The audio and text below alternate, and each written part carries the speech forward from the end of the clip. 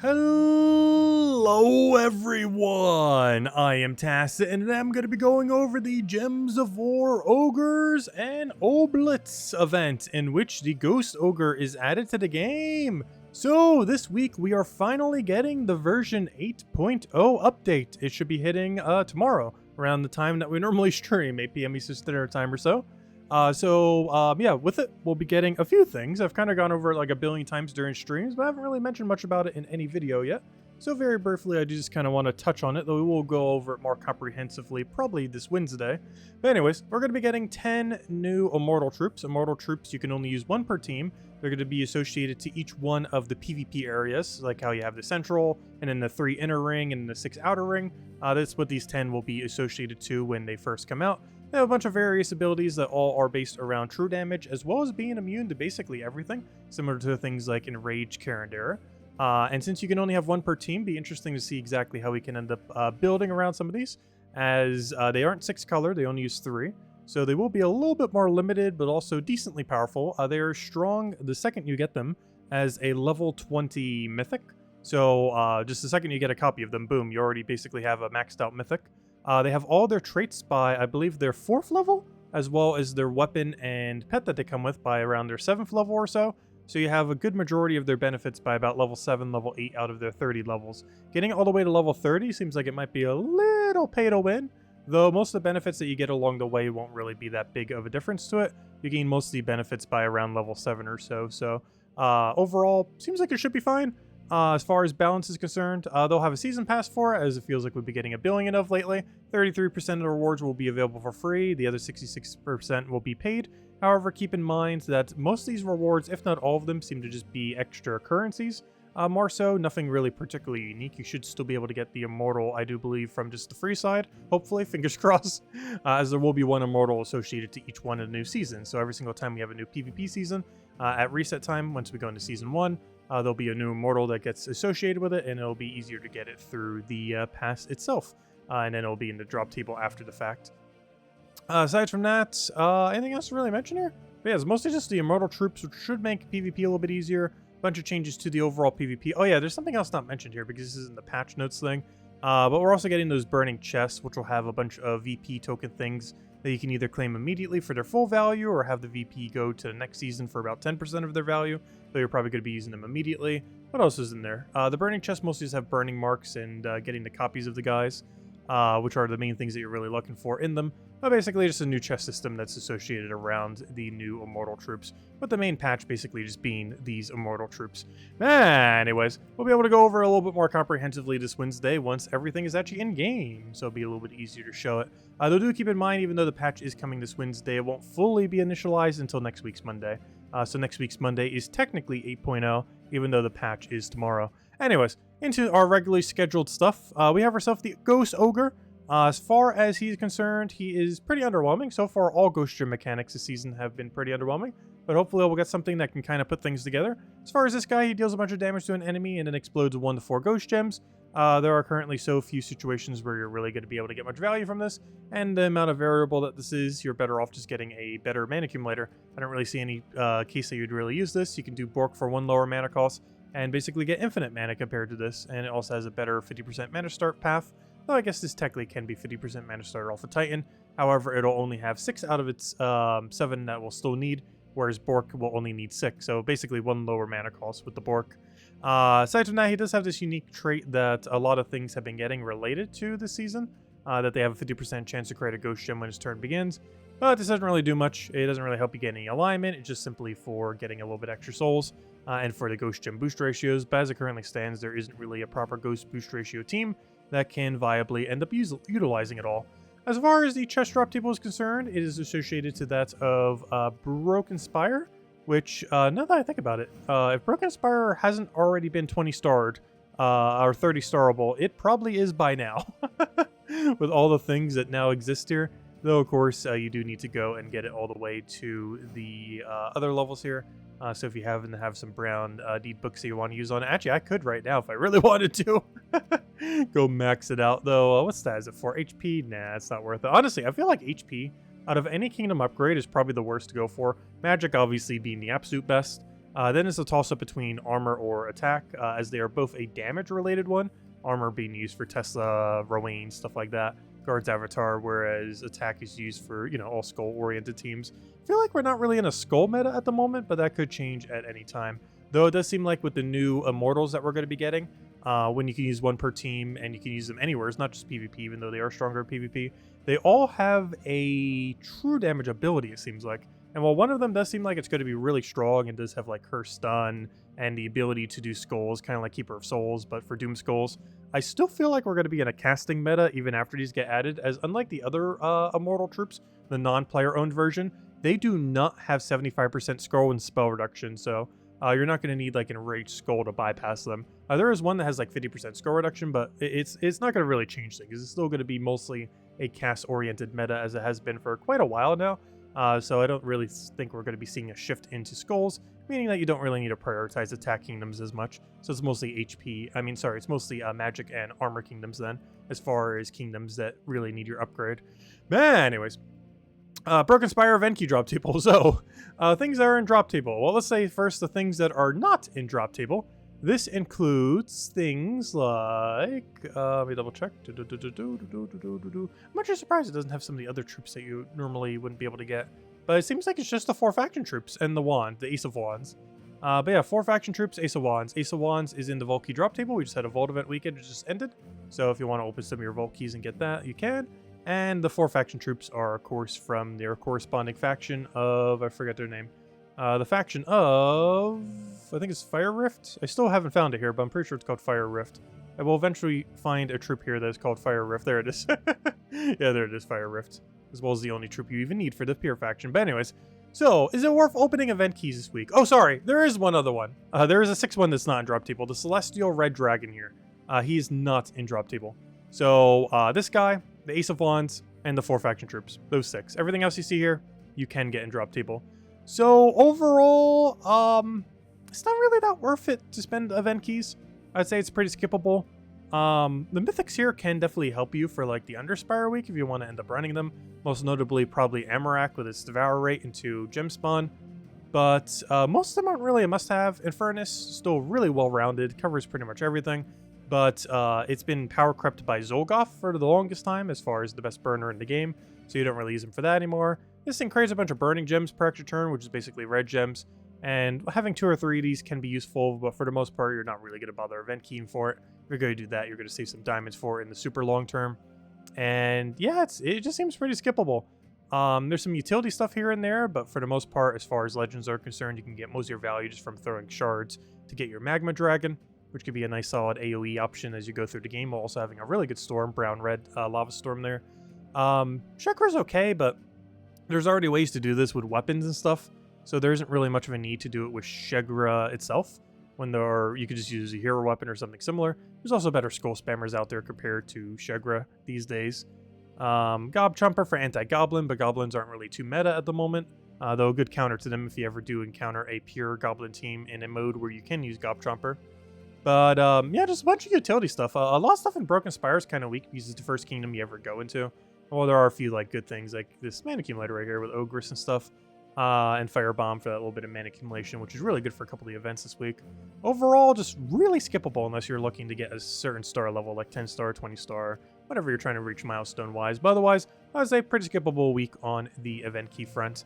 As far as the weekly events are concerned, we have ourselves the World event through the Fire and Flame. One thing that is absurdly noteworthy thing to mention is the current medal we have is skull damage only. This is really, really, really bad. We haven't had one of these in a while, and I thought they were kind of done with them, but nope, it has returned. There is no spell damage amplification. There is only skull damage, which is really clunky, especially because I feel like every week we ever have this, we do not have any good skull spammers. Every single time this happens, I feel like there's almost nothing that you can do for skull spam. At the higher rarity range, you're doing single or double Piskia, and then just building a whole support team around it. And at the lower range, gosh, there's not much. The strategy we went here is anointed one into just spamming with this weapon. This weapon it did come out this year, so I kind of consider it low rarity. It's technically a high rarity weapon. but it did come out in the last several months. I forget exactly when, however recent the last Red Doom was. But you could do some Fire Bomb for offset of mana. You can obviously do Bork and Angry Mob for mana. Angry Mob has resummon, so if you need that to tank. Worst comes to worst, a single Angry Mob could probably solo this entire event. Literally just Angry Mob with Firebomb, that's all you really need. Angry Mob just creates a whole army that eventually will whittle down your opposing team. So worst comes to worst, Angry Mob, you auto win with it. But yeah, as far as getting quick speed, if you don't have Piskia, it's going to be a very clunky week. Because most of your damage this week is just cast damage. So you can still get high damage pokes. Obviously, Anointed One has like attack buff and all stuff like that. We do have Wrath of Mon for Skull Spam. I didn't opt for this in the Piskia team, but it is definitely something that you can replace out. I think I went double Piskia. But when it comes to like non-mythic teams, you really have little to work with. So you're mostly just Angry Mob spamming until you win basically most teams. Then it just comes down to what utility weapon you have. If you don't have this, you can run Summer's Fury or whatever else. Could technically run, I guess, a Skull Spam weapon too. If you have one underneath the categories, because there is no restriction. So if you do red or brown, if you do have one like that, you could do that instead. Though I figure just having more mana accumulation will probably work out a little bit better. But there are things under those categories. There's things like Writhing Staff. There's things like any of the Doomskull one. So we have things like Doomed Club, which oddly enough, available in Soulforge this week. So if you do want to go to Doomed Club route, that is in Soulforge this week. We have books, though those aren't going to be as good. The other good one is this one, right? Yeah, if you already have this laying around, that's the other Doomskull one. But this one's already available this week, so if you need to pick something up, this, I believe, is the only Skull Spam weapon that is available this week if you currently have none of these. So if you don't have a single one to Skull Spam, this is in Soulforge, so you can pick it up this week. So worth considering. So building around that, or anything else that you want to do, will probably work out. Overall, really, really clunky restriction, but at least we have a generator, so you have plenty of mana. It really just comes down to what you have for damage source. And as far as scoring is concerned, just don't take Ghost Ogre. As far as scoring, it is done in a 15-15 format. So by the 31st battle, you will just be in a full don't take Ghost Ogre mode. However, it is relevant, particularly for the 16th to 30th battle, to also try to avoid Lava Troll, as there are some layouts where you will occasionally lose some points if you don't avoid both of them. However, if you want to keep it simple, just don't take the ultra rare of Ghost Ogre and you'll be perfectly fine.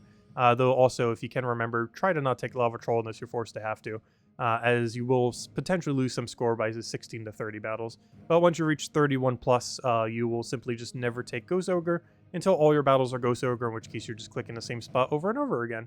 And otherwise, pretty straightforward, simple award event. Just don't take Ghost Ogre, essentially. Anyways, other things we have going on this week. Hey, Tributary. Other things we have going on. This Tuesday, we have the 8.0 patch. I'll be covering that pretty extensively that night, as we do every single night, 8 p.m. Eastern Standard Time, as the patch will be coming out pretty much exactly when we go live.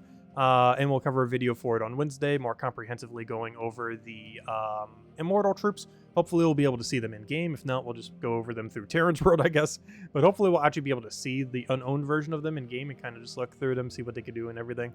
As they should hopefully by then show up in unowned. I'm not sure if that's going to take place on Tuesday, tomorrow, or on the Underspire day.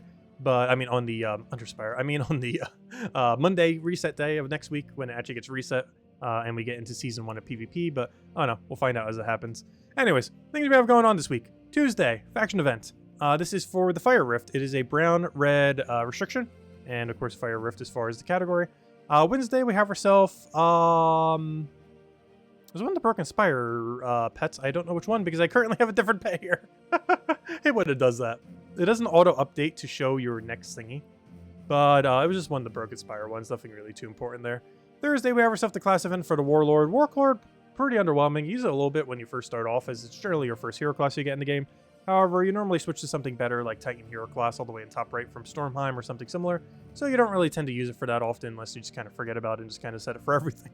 But otherwise, you tend to not really use it much. It's a triple damage burning hero classes, and there are so many hero classes that are triple damage burning that are just better than it. So it gets almost no use case, even in a lot of restrictions like this week, like let's say Broken Spire, where you're going to be using potentially a pure Broken Spire team. you're better off just using a better hero class than bothering to go 4 times Broken Spire, as most of the extra benefit you get from a pure Broken Spire team is HP, and there isn't really anything here that gets to utilize HP other than just for surviving a little bit harder. And as we can see from the other timer already here, we give ourselves a Bounty Hunter this Friday with another Bounty Hunter troop coming in. As far as Soul Forge is concerned, there is one very, very important thing to get underneath weapons, but let's go in order and do troops first. I believe, I'm not 100% certain on this, but I believe this is the first time that Mandragora is available in Soul Forge, so if you didn't end up getting this and you wanted it, it is available now. It is an alternative webber if you don't want to use something like Arachne Weaver as your main web option. Very similar to Yasmin's Chosen in that Yasmin's Chosen does a bunch of scatter damage and creates a bunch of green and then entangles a random enemy based on green. This is basically the same thing, but it's based on purple for web. Does a bunch of scatter damage, boosted by web, and creates a bunch of purple, which of course also feeds back into itself. And then webs a random enemy for every single purple it gets. Overall, I would say this is a little bit better, as there are far less ways to web in the current state of the game compared to entangle. However, there are just so few situations where you're really going to need this. The amount of damage you have to give up just to get rid of all the enemies' damage off of web isn't really worth it. But the amount of wands that you're going to be seeing in PvP, or web's not even going to do anything anyways a lot of times. So in the current state of the game, there isn't really much of a use case for this, unfortunately. And compared to stuff like Arachne Weaver, even less of a use case, as it is lower mana cost. Consistently does all 4 enemies and has a double true damage poke, which is substantially more damage than this, while also having better overall traits than this. So compared to Arachne Weaver, it's just a little bit too weak to really be used, but still worth considering in those niche situations. Aside from that, Aquaria is okay for damage. Very situationally used, sometimes in elemental category. As far as dragon category, there are so many billion things better than this these days. Actually, one other category that's actually pretty good for too is Nexus. Nexus, as far as damage sources, this is potentially going to be your best one, depending on what you have available. So if you currently have nothing for Nexus damage sources, could potentially be worth considering. Otherwise, saving event keys for Nexus could also work out if you're missing every single Nexus mythic. Aside from that, weapons. There is one thing you should not leave this week without if you do not have it. The weapon itself is not good, but the thing it's used for is. We have ourselves the Lodestar, which ability-wise is basically nothing. However, it is one of the 3 components to get the almighty ruby weapon thing. So as far as this weapon, we have had 2 so far. I forget which one the second one is. I want to say Dragon's Claw. I already have all 3, so I'm not sure. But this weapon is still paywalled. If I'm not mistaken, we are still missing 1 more. I'm pretty sure it's a bladed weapon. Bladed land weapon. I think we have an event for this somewhat soon, so we will be able to get that very soon to go finally complete the ruby weapon. So this thing is absolutely insane. I've been trying not to show too many teams with it over the last several months, as this has been money locked for almost like 8 months now, ever since like 3 seasons ago. But if you didn't end up getting it during that season, it is still money locked to this day. But another one of its components have finally rotated back around, so definitely make sure to pick it up. It is a insanely good true damage weapon. It is actually the strongest true damage weapon currently within the game. It does a bunch of true damage to all enemies, then creates 3 booty gems, which is basically gold gems. They do kind of like what the soul gem does this season. Instead of giving 10 souls, it gains 10 gold, which is technically weaker. However, the thing that this is really good for is gold farming teams. I believe it is still the strongest way these days to build a gold farming team. You generally do it with this, double Cedric, and then a mana accumulator, depending on what you want to run, normally like Leprechaun or something. It depends on your restriction if you're doing it for like a blue or something else, as far as what you would change it to. But generally speaking, it's just that. Just this, 2 Cedrics, a mana accumulator of some kind to get things off the ground, and that's all you really need. And this thing can also mana accumulate itself. I didn't mention it yet, but it also has the 5 explode. So, which also gets your booty gems exploded, and you get your instant gold, you get your true damage on all enemies. Overall, really great weapon. Really great for farming gold, and really great just all around. And still pretty much the strongest true damage as far as weapons are concerned. So yeah, definitely make sure to get this Lodestar component. Definitely by far the most important thing. Do not leave this week without it. Regardless of how much you need to scrap together, though, after having just a vault event, you should probably have these resources laying around most likely, as you do get a ton of those jewels and diamonds from the event itself. Beyond that, as far as things to get, I believe for 2 of the teams, I end up using the Fire God's Heart. This is really good Underspire weapon. If you feel like you don't have anything to use for Underspire weapon-wise, this is probably the weapon to go. It has Resummon, gives your entire team a buff, except for maybe Hero if you're using something else. But it'll give everything else on your team a buff, and ends up exploding all reds, which generally you'll have quite a bit of given the kingdom. Beyond that, if you're looking for weapons to end up crafting, Doom's Club, as we were mentioning, could be pretty good for this week's, what was I going to say? This week's War event. If you need a skull spammer, we're kind of mentioning that this is probably the most convenient one. If you're currently missing every single skull weapon, as in you don't have any currently, this is pretty much your only way of getting a skull weapon this week. So worth considering if you want to run the skull medals for the current World event this time. Aside from that, Flamer, while not as meta as it used to be back in the day, it is still pretty solid. Most notable thing about this is it creates a bunch of red while being able to burn the first enemy. This is really good with triple damage burning hero classes, particularly good with Zolgoth, so Flamer something, Zolgoth something. Those kind of teams like Thrall Leprechaun or similar things with it. Really good Explore 12 quick kill team using like Slayer hero class for triple damage burning while having Enrage, while having Zolgoth to go and get all of your skulls, getting your extra burn. It is basically a way to offset your burn, having a way to burn the first enemy without needing something like Zolgoth and Furnace or something similar to do it for you, while also having a bunch of red spam, which goes into those kind of troops. So overall, a bit more situational than it used to be, but still a pretty overall good weapon, especially if you're looking for something that can create a ton of red. And I believe that's pretty much everything. But long story short, highest priority by 4 if you do not own. Get Lodestar, do not leave this week without it. Beyond that, it really comes down to what game mode you want extra assistance in. The Fire God's Heart will help you with Underspire. The Doomed Club will help you for World Event. And Flamer is just an overall good weapon, mostly helping you with Explore 12. So it really just comes down to what you're prioritizing if you don't happen to have them. If you need something really cheap, we have this little axe thing for a little bit of red spam, which I think is one of the starting weapons you can actually start with, but it's actually not horrible for Underspire if you're missing like every other option. You just want something cheap for a little bit of red for the Underspire event this week. Anyways, with that all being said, let's start getting into some of the teams. So all these teams, as per usual, will be in the description below if you want to go and copy paste any of them. So you know what? Wait, are we not allowed to use No, we are allowed to use Rafamon for the thing, right? Let me just double check this. Because I don't think I noticed him earlier, but I'm going to replace my other Piskia with it because I know a lot of people don't have double Piskia. I might still run double Piskia, but I just want to double check. He was here, right? I guess I could have checked it the other way around. Yeah, he is. So yeah, I guess I will put Rafamon there. Just have a little bit more variety there, and because I know quite a few people probably do not have double Piskia, and I try not to show double, triple of a mythic, just because, how on earth did I spell Rafamon wrong? Oh, it's because I have an Unbroken Spire restriction. I was gonna say, how on earth did I spell that wrong? Yeah, I will put a Rafamon here. You don't create red, right? Yeah, you just do mix of Purple Skull. So yeah, we'll go down that route. So Piskia, Bork, Wand, and Rathamon. Rathamon for the cleanse into Skull Spam. Piskia for your Devourer into mana accumulating into himself. Bork for all the mana you're ever going to need. And Mechanist Hero class with Wands to also get all the mana you need. And if somehow Rathamon's cleanse isn't enough, you have Bless for the entire team. And if they happen to have immune to Devour, well, you got yourself Curse off of Wand as well. So it should cover all your bases. You have basically everything you need to absolutely obliterate this event. Unfortunately, it does require 2 of a Mythic. However, there are cheaper options. As we kind of showed, we can go down the Anointed one. We do have the Doomed Club, which is available in Soulforge. You can end up going Doomed Club if you want to go and replace out your weapon, if you don't have this from a couple months ago. But worst comes to worst, honestly, just Angry Mob. Click this a billion times. Go like literally an Angry Mob into Firebomb, and you're probably fine. Just keep clicking this button until you win, and you will eventually win. Because the whole premise is you keep clearing the board with Angry Mob. Eventually, you'll have alignment to either Anointed one, or to cast your weapon if you already have it all the way up and you have enough reds on the board. But basically, you're just looking to cast your Anointed one once he gets alignment, and whenever you see a skull, take a skull. So you keep clicking this, keep getting resummons. Anointed one, if he has alignment, cast it. If there's a skull on the board, take it, and you just keep clearing the board over and over again while getting resummoned, and you will eventually win. Might take a little while some fights, but you will eventually get as far as you need to in World Event with just those 2 epics. Anyways, next we have ourselves the World Event. I will eventually say correct words. Underworld.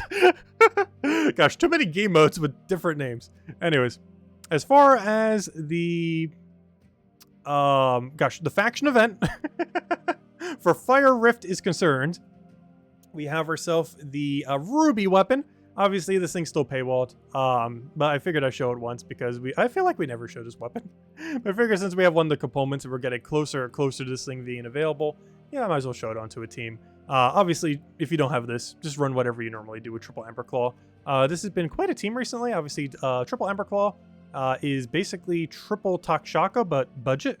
It is a legendary. It is still not in drop table, I don't believe. However, I hope everyone got it recently from the summer event. which was about a month ago. He will be in drop table pretty soon. By the time next Mythic comes around, he should be in the Glory Gem Guild and VIP chest when you try for the August Mythic. Not 100% certain on that, but he should be by then. So if you currently don't have him, you can get him then. But I do personally still consider him a budget option, just in the sense that you got 3 of him pretty much for free from the summer event. So I am still kind of considering him in that cheap category. But worst comes to worst, you can just go replace out your weapon for Summer's Fury, of course, or whatever else you have that can end up running there. And if you don't have the Ember Claws, just an Angry Mob's going to be fine. Angry Mob, if in doubt, just run Angry Mob this week. You will probably be fine in every situation. Speaking of which, the high rarity team uses Angry Mob. Or not the high rarity team, but the higher range team. It's basically standard Hiking Iron Zolgov team with a brown-red restriction. We're just going to be using Harpy Mage for the delayed Empower, Angry Mob for the infinite resummon and bunch of mana accumulation, Hiking Iron Gut for our Devours and instant kill, and Zolgov for killing everything else out, as well as using his attack value to kill out everything else. And that's pretty much the game plan. Pure faction, we have a nice diverse team of 4 Magma Dragons. There is a tank, there is a mana accumulator, though both of those do not seem worth it. You're going to have access to enchants, most likely, unless you, well, actually, literally would have to do it on a Tuesday event. It is not possible to reach 500 Pure Faction without it. But since you would have enchant 100% for sure, you're going to be getting more value from the enchant Magma Dragon getting to full mana than you will from the mana accumulator or the tank that's currently available. So basically, you just keep spamming, chipping them down with full AoE damage, and ideally, you want to get into the final fight with at least 3 Magma Dragons. If you can do that, you should be fine. Next, we have ourselves the Warlord hero class. A couple of different ways we can run this, but we're just going down the best weapon you have into triple Gob Chomper. If you have the Ruby weapon, use that. If you want to go Dawnbringer or anything else, use that. I generally just show this with Black Manacle, as is the most accessible one. It has pretty good synergy with Archmagus. Gob Chomper is mostly just for if it has the resummon. Like, we have the 100% resummon guy off of the Drake Rider. You can end up doing it there and just chip it down and kill it out. You can also use it as a little bit of a damage source to skull kill the first slot and then Gob Chomper down the other 3 in the earlier stages if you don't want to get your weapon up. Aside from that, as far as Under Spire is concerned, this is a Broken Spire restriction, of course. With that, you also have to use Broken Spire weapons, and with this, we are using the Fire God's Heart. This was the weapon I was talking about earlier for Under Spire. I believe I used this on both the expensive team and the cheap team. For the expensive team, we're going to be hard carried by Amarak, as it has the Devour rate, also creating a bunch of red. It also has Burn Stun, which can come in handy a little bit here and there. You can also do that with a triple damage burning hero class, which we are doing with Sunspear. Yeah, Sunspear does. I was going to say, I haven't used Sunspear for that purpose in a while, but yeah, it does have triple damage burning. You can even go first off if you really want to for that. This team's more so utilizing the Devourer off of Amarak and trying to gain the stats that way. However, you can, inversely, though you don't have a way to curse it away with this team, but assuming the team does not have immune to burn, you can go down this route and have stun burn. So as long as you don't have like Impervious or something.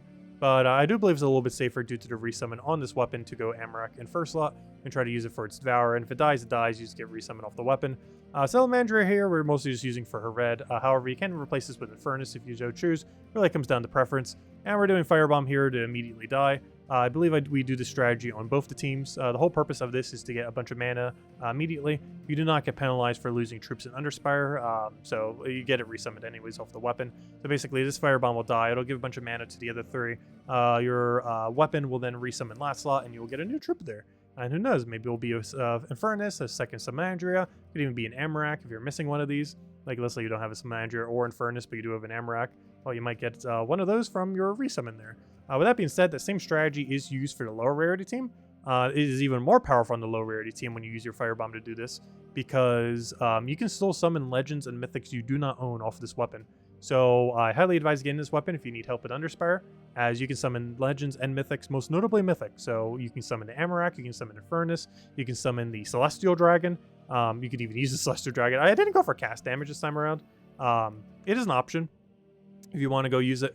However, you can get all those summons off of this weapon. So even if you're not initially starting with it, you might end up getting it off of your summons. So it would be nice. Obviously, it's pretty RNG based, but you would eventually end up getting it. But yeah, it's that we're using our main damage source of a Taraxis here. There isn't too many for low rarity damage sources, so I figured we'd go Taraxis route. It's basically just going to be an AoE chip damage then. There's a bunch of damage to all enemies, transform blue to brown, so you can get some alignment there. Brown feeds into your mana accumulators. Ogre is just a really good all-round. Hey, you know, it's 20% stats this week. Oh yeah, what is the bonus? If I had to guess, it's 10% Giant and 10% Broken Spire. based on the fact that this is only one type. So it kind of has to, now that I'm saying that out loud. It literally has to be that, as it can't be any other combination, as this is only one category and this is only one category. But that's actually kind of nice then. Unfortunately, the better giant hero class is Titan, and Warlord is not Titan. So unfortunately you don't get that full benefit there. With that being said, we're using Titan here because it has 50% mana start to all giants, which of course also applies to our Ogress Warrior, which is a giant. Anyways, that's pretty much everything. No bounty hunter troop here because it's the same thing as always as far as the team, and we also can't slot in the troop because it does not currently exist, so a copy paste for it wouldn't really be that helpful since of course it'd be missing the troop that we do not have yet. But anyways, guys, that's the full rundown. We will be covering 8.0 tomorrow night, Tuesday, 8 p.m. Eastern Standard Time. Should be the same time as our stream. It should be coming out around that time on all platforms. There isn't much we can do with the 8.0, but there will be a lot we can go over, if nothing else, as far as what the Immortals do, their exact perks and everything. We can kind of see it somewhat right now, but seeing it actually in-game officially will be nice, just so we kind of know exactly where everything is. And we'll cover a video probably on Wednesday, just kind of going over them a little bit more concisely than the 2 to 3 hour stream that it will likely be. But anyways, guys, if you still have any other questions, feel free to leave them in the comment section below. All the teams we went over are in the description if you want to go and copy and paste any of them. Feel free to leave a like on the video. Helps out a lot and is greatly appreciated.